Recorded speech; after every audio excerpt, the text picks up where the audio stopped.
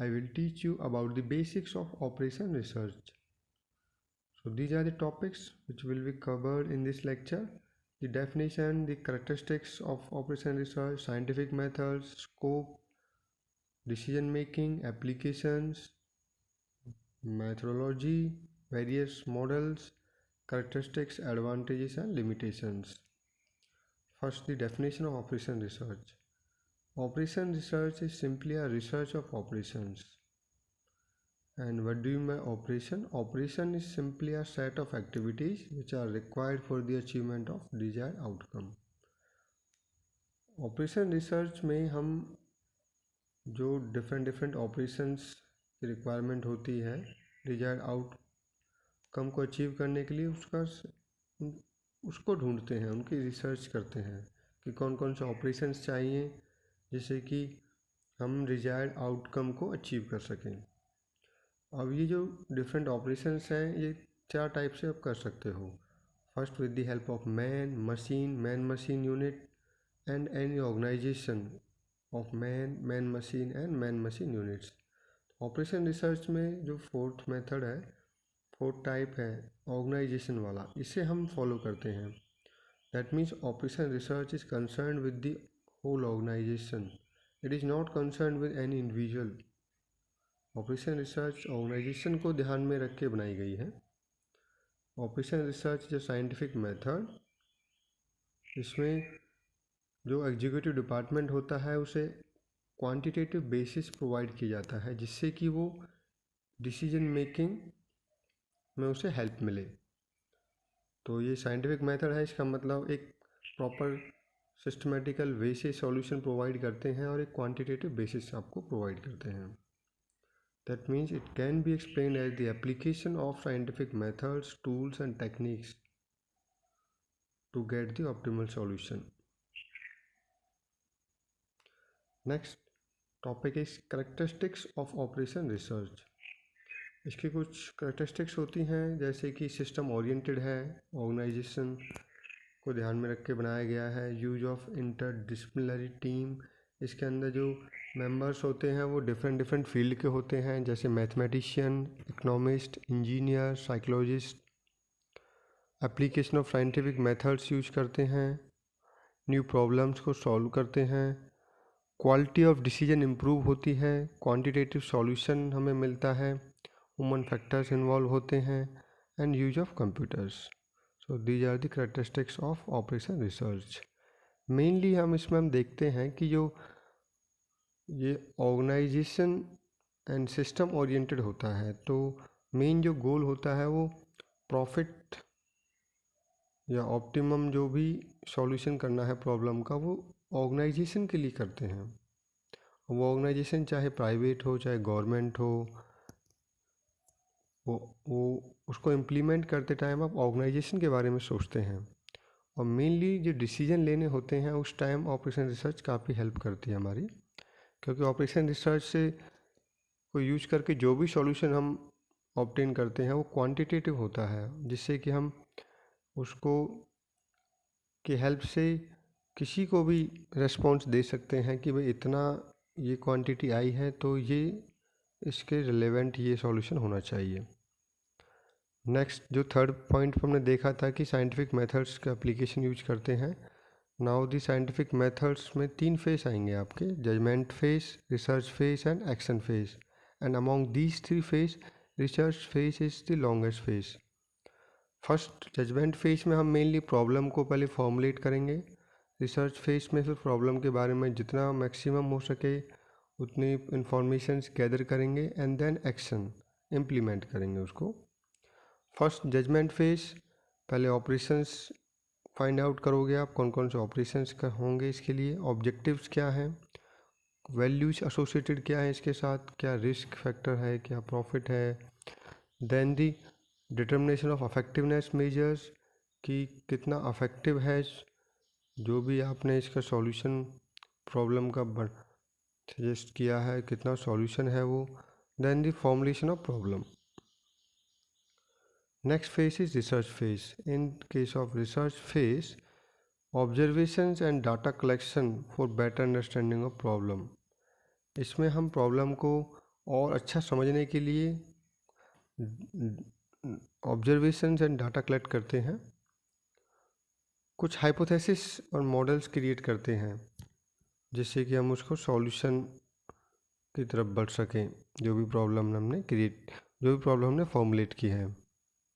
Analyse करते हैं जो भी अवेलेबल इंफॉर्मेशंस हैं, वेरिफिकेशन करते हैं हाइपोथेसिस की, and then the prediction and generalize of results and consideration of alternative methods. फिर देखते हैं कौन कौन से ऑल्टरनेटिव मेथड्स हमारे पास हैं। एक्शन फेज में हम रिकमेंडेशन जो भी हैं उनको इम्प्लीमेंट करते हैं। Next topic is scope of operation research. In each and every organization there is scope of operation research. जहाँ भी ऑर्गेनाइजेशन होगी वहाँ ऑपरेशन रिसर्च का स्कोप है। लाइक इन इंडस्ट्री में रॉ मटेरियल के परचेज से लेके आपका डिस्पैच तक, each and everywhere we are facing problem कि कौन सा मटेरियल यूज करना है, क्या आपको कौन सी टेक्निक लगानी चाहिए, तो डिसीजन लेने पड़ते हैं जगह जगह पे, तो उसके लिए ऑपरेशन रिसर्च हेल्प करता है। In defence, like in India we are having 3 forces, navy, army and air force. तो तीनों को किस टाइप से यूटिलाइज किया जाए कि मैक्सिमम हम ऑप्टिमम वे में उनको यूज कर सकें, कि किस प्लेस पे किस फोर्स को यूटिलाइज ज़्यादा करें, क्या किस किस टाइप से करें, इनको किस टाइप के वेपन्स प्रोवाइड करें, कितनी कॉस्ट होनी चाहिए, कितना एक्सपेंस कहाँ पे यूज़ करें, जो डिफेंस बजट है उतना किस में कितना स्पेंड करें। तो ये सारी प्रॉब्लम्स हम ऑपरेशन रिसर्च की हेल्प से सॉर्ट आउट कर सकते हैं। Next is planning government planning करती है, चाहे वो डेवलप्ड कंट्री की हो चाहे डेवलपिंग कंट्री की हो, वो डिपेंड करेगा कि उनका ऑब्जेक्टिव क्या हो। प्लानिंग आपकी डेवलपमेंट के लिए भी हो सकती है या फिर पॉवर्टी को कम करने के लिए भी हो सकती है। जो डेवलपिंग कंट्री है वो मेनली इंफ्रास्ट्रक्चर पे ध्यान देते हैं, तो वो डेवलपिंग प्लान बनाते हैं। कुछ कंट्रीज़ में पॉवर्टी बहुत ज़्यादा है तो उनका मेन टारगेट पॉवर्टी को कम करना होता है। नेक्स्ट इज़ एग्रीकल्चर फील्ड में जैसे वाटर सप्लाई को यूटिलाइज कैसे करना है ऑप्टिमम वे में, जो लिमिटेड रिसोर्सेज को मैक्सिमम पॉसिबल वे में कैसे यूज करना है, ऑप्टिमम वे में कैसे यूज करना है, सारी चीज़ें ऑपरेशन रिसर्च की हेल्प ली जाती है। Next is public utilities.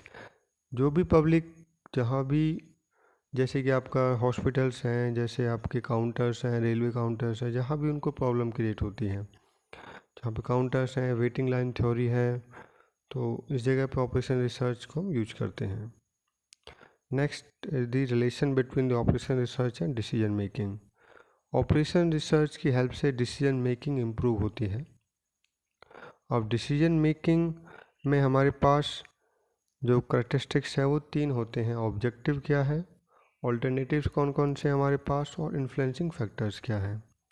Example, मान लीजिए आपको मूवी देखने जाना है, तो आपके पास ट्रैवलिंग के 3 ऑप्शन है आपके पास। यू मे गो बाय बस, बाय ऑटो रिक्शा और बाय रिक्शा।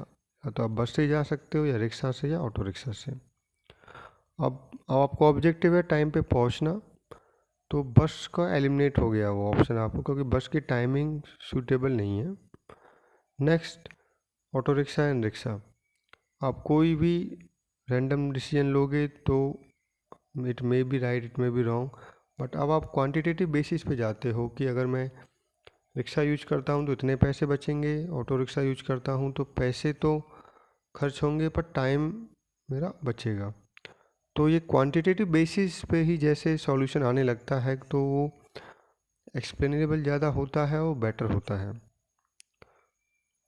सो साइंटिफिक क्वांटिफिकेशन प्रोवाइड करते हैं ऑपरेशन रिसर्च में, जिसको मैनेजमेंट यूज करता है डिसीजन मेकिंग में। तो हम ये बोल सकते हैं कि ऑपरेशन रिसर्च में जो डिसीजन में की फैक्टर्स होते हैं, like objectives, alternatives and influencing factors, इनको मैथमेटिकल इक्वेशंस में कन्वर्ट कर देते हैं, जिनको आगे चल के हम मॉडल्स बोलते हैं। तो अभी साइंस एंड टेक्नोलॉजी के एडवांसमेंट के कारण बिजनेस और इंडस्ट्री में काफ़ी कॉम्प्लेक्स हो गया है डिसीजन मेकिंग। इसीलिए ऑपरेशन रिसर्च को डेवलप किया गया है। Now the next topic is applications of various operation research techniques. कुछ ऑपरेशन रिसर्च टेक्निक्स हैं जिनको हम डिफरेंट प्रॉब्लम्स में यूटिलाइज करते हैं, जैसे linear programming problem, inventory control problem, queuing theory, decision theory, network techniques of partnership. हम सभी प्रॉब्लम्स में हम ऑपरेशन रिसर्च टेक्निक्स को यूज करते हैं। Faces and methodology of operation research. क्या क्या मेथड्स हैं ऑपरेशन रिसर्च में? फर्स्ट, प्रॉब्लम फॉर्मुलेट करते हैं पहले, फिर उसके लिए एक मॉडल बनाते हैं जिससे कि सिस्टम को आप रिप्रेजेंट कर सको। देन उसका एक सॉल्यूशन क्रिएट करते हैं, ड्राइव करते हैं उस मॉडल से, and after that the testing of the model will be done, and then the control over the solution. Control means कि सम टाइम क्या होता है, कुछ चीज़ें अभी ठीक हैं बट वो कुछ टाइम बाद चेंज हो जाएंगी, तो वो कंट्रोल होना चाहिए सॉल्यूशन पे, एंड देन दी इम्प्लीमेंटेशन। सो अभी हमने देखा था कि डिसीजन मेकिंग में ऑपरेशन रिसर्च ने जो की फैक्टर्स हैं, जैसे कि आपका objective, alternatives and influencing factors, तीनों को मैथमेटिकल टर्म्स में कन्वर्ट कर दिया है, जिससे कि मॉडल्स बनते हैं। अब मॉडल्स डिफरेंट होते हैं, डिफरेंट प्रॉब्लम के लिए डिफरेंट मॉडल्स यूज किए जाते हैं। तो इनकी क्लासिफिकेशन किस टाइप से हम करते हैं? Classification, first degree of abstraction के according, second by function, by structure, by nature of environment, by the extent of generality, and by the time horizon. Abstraction के अकॉर्डिंग मॉडल तीन टाइप के होते हैं, mathematical model, language model and concrete model. Mathematical model जैसे कि linear part programming है, जहाँ पे हम मैथमेटिकल इक्वेशंस यूज करते हैं। लैंग्वेज मॉडल्स वो मॉडल्स होते हैं जिसमें हम लैंग्वेज से किसी रियल लाइफ सिचुएशन को रिप्रेजेंट करते हैं, जैसे कि कमेंट्री करते हो, जैसे कमेंट्री करते हैं मैचेस की, लाइक क्रिकेट मैच और हॉकी मैच। तो कमेंट्री जो करता है वो रियल लाइफ सिचुएशन को रिप्रेजेंट करता है कि ये हो रहा है ग्राउंड पे, तो जो भी वो कमेंट्री करता है वो रियल लाइफ सिचुएशन को रिप्रेजेंट करता है। Next is concrete models, they are the object which represent the final product. जो वो जैसे कि डैम का मॉडल है आपका, ब्रिज के मॉडल्स हैं, ये मॉडल्स होते हैं जो फाइनल प्रोडक्ट को, फाइनल कंडीशंस को क्या करते हैं, रिप्रेजेंट करते हैं। Next, by the function, according to the function we are having three models, descriptive, predictive and normative और प्रिस्क्रिप्टिव मॉडल्स। डिस्क्रिप्टिव मॉडल्स वो होते हैं जो डिस्क्राइब करते हैं सिचुएशन को, जैसे कि इकोनॉमिक ऑर्डर क्वांटिटी है। प्रेडिक्टिव मॉडल्स वो होते हैं जो आपको प्रेडिक्ट करते हैं इन फ्यूचर क्या डिमांड होने वाली है, जैसे जस्ट लाइक फोरकास्टिंग। नॉर्मेटिव और प्रिस्क्रिप्टिव मॉडल्स, ये वो मॉडल्स होते हैं जैसे लीनियर पार्ट प्रोग्रामिंग है, तो ये आपको ऑप्टिमल सॉल्यूशन देते हैं और ये रिपीटिव प्रॉब्लम्स में एप्लीकेबल होते हैं। नेक्स्ट, बाय द स्ट्रक्चर, कि वो मॉडल्स देखने में कैसा है, जैसे फिजिकल मॉडल है, फिजिकल ग्लोब्स होते हैं जैसे, तो ग्लोब से आप पूरा आइडिया लगा लेते हो कि क्या शेप है अर्थ की, क्या कहाँ पे किसकी पोजीशन है, तो बाय फिजिकल और आयोनिक। नेक्स्ट इज एनालॉग और सिस्टमेटिकल मॉडल्स, वो मॉडल्स होते हैं जो सिस्टमेटिकल वे से आपको रियल लाइफ सिचुएशन शो करते हैं, just like organizational chart, graphs, flow chart. ये सभी ऐसे मॉडल्स हैं जो आपको सिस्टमेटिकल वे से बताते हैं कि इसके बाद ये है, इसके बाद ये है। लास्ट इज सिम्बॉलिक और मैथमेटिकल मॉडल्स, वो मॉडल्स होते हैं जो कुछ सिम्बल्स और मैथमेटिकल टर्म्स यूज करते हैं, just like your linear part programming, transportation models. Next is by nature of environment, this is important. First is deterministic model, second is probabilistic model. In case of deterministic models, we are having a defined variables and certain outputs. तो यहाँ पे जो variables है वो defined होते हैं और जो आउटकम है वो आपका सर्टेन होता है।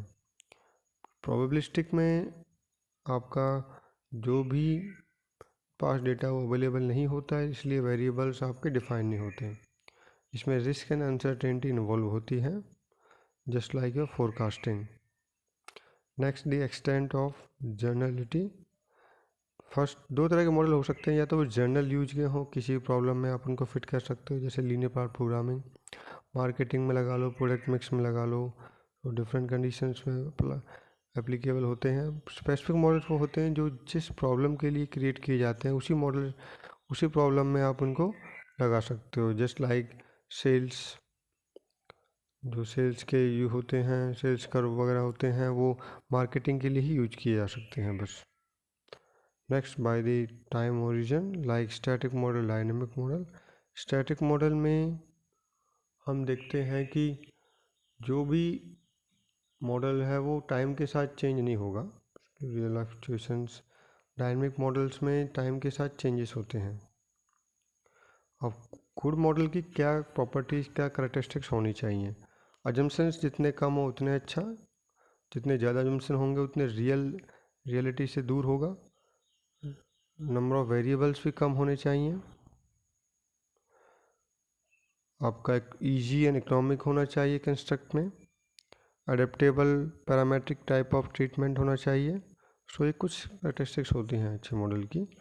Now the advantage of good model. अगर आपने अच्छा मॉडल बना लिया है तो आपको क्या एडवांटेज मिलेंगे? First, it provides a logical and systematic approach to the problem. ये मॉडल आपको लॉजिकल और सिस्टमैटिक अप्रोच बताएगा उस प्रॉब्लम के लिए। Next, to find the avenues of new research and improvement system. अगर आप मॉडल अच्छा है तो आप प्रॉब्लम को ठीक से समझ पाओगे, जिससे कि आप न्यू रिसर्च एंड इम्प्रूवमेंट को ऑब्जर्व कर सकते हो, आप उसके बारे में सोच सकते हो। Overall structure is more comprehensive and helps in dealing with the problem in its entirely. It permits experimentation and analysis of a complex system without direct interfering in the working and environment of a system. ये आपका experimentation analysis complex system करते हैं, involve नहीं करते हैं इसमें। Next is limitation of A model. Models की limitation होती है कि चाहे वो कितना भी अच्छा हो, वो आइडियलाइज रिप्रेजेंटेशन है, बस रियल लाइफ सिचुएशन नहीं है।